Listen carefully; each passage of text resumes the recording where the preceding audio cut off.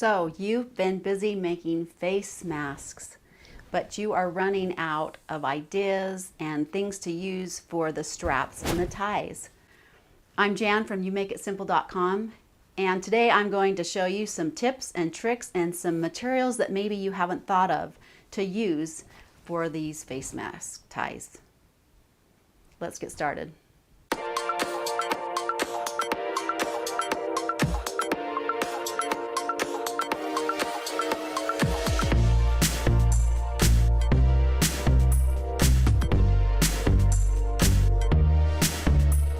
In my previous mask making tutorials, I have shown you how to use an upcycled t-shirt to make the ties with. Cutting 1 inch strips and then pulling them to form a nice, stretchy, comfortable strap for the face mask. There are some other options if you are running out of t-shirts or you don't have that available. Have you ever considered using an old pair of leggings? They have a lot of great yardage and material. You can cut them. So what I would do is cut off one of the legs here and just cut 1 inch strips of this fabric in the length. And what I'm finding a good length for a strap is 22 inches. So I'll cut my fabric 22 inches and then I will stretch it. Sometimes you won't need, it will stretch out so that you have more than 22 inches, but you can always cut that. It's better to have more than not enough for your straps.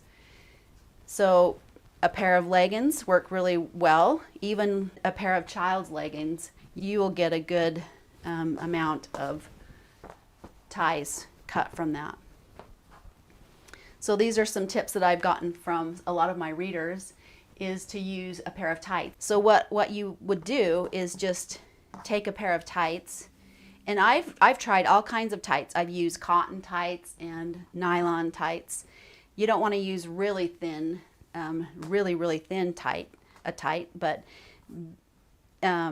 these work really well. So I would just cut off at the crotch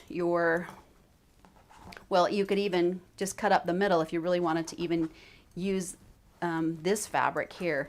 I would just cut down the seam, the center seam and the back seam, so that you're optimizing the fabric.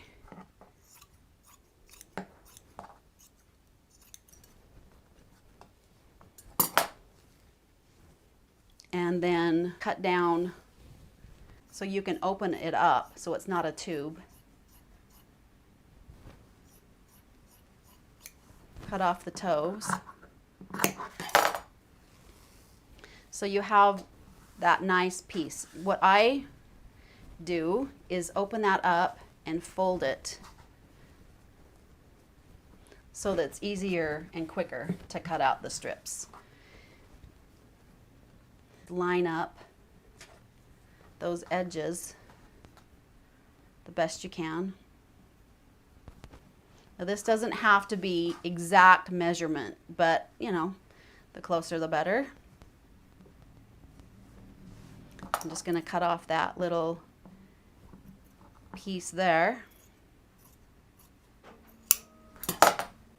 And depending on the thickness of the tight, it depends on the width. So a t-shirt fabric, I cut 1 inch strips. This I'm going to cut at 1 inch strip too, because it's a more cotton lycra strip, and I'm going to cut it at 1 inch. This is a thinner tight, as you can see. It's a little bit thinner, so I'm going to cut this 2 inches wide. And a trick how to do that is just to fold it up, line up your edges, and follow that guideline there. Of course, you could just eyeball it if you have a good eye to cut things straight, if you want to keep it. Just cutting that out. I'll cut off that top band. And notice when I pull it, it makes a nice strap, a nice band stretchy, perfect for a mask, perfect to go around your face. So there's your tights. The black, this black tight, it's a lot thinner, so I have cut it at 1 inch or 2 inches, and it worked out really nice. And this is a really nice strap too. So imagine all the fun things you could use these straps for. You could use them for not only masks, but maybe shoelaces if you needed to. Lots of cool different ways to use this stretchy material. So what if you don't have any tights or t-shirts? I have known people to use just ribbon. So of course when you're making your masks, you are going to need longer straps because this stretches around your head and this will not. But you could still thread that through your mask. I would leave it, instead of 22 inches, I would probably do maybe 30 inches just to see if that works. But ribbon you could use. I even know people who, if you crochet, you can chain stitch, crochet chain, and use that for ties. So one more fabric that I have found that works well is a thinner piece of fleece.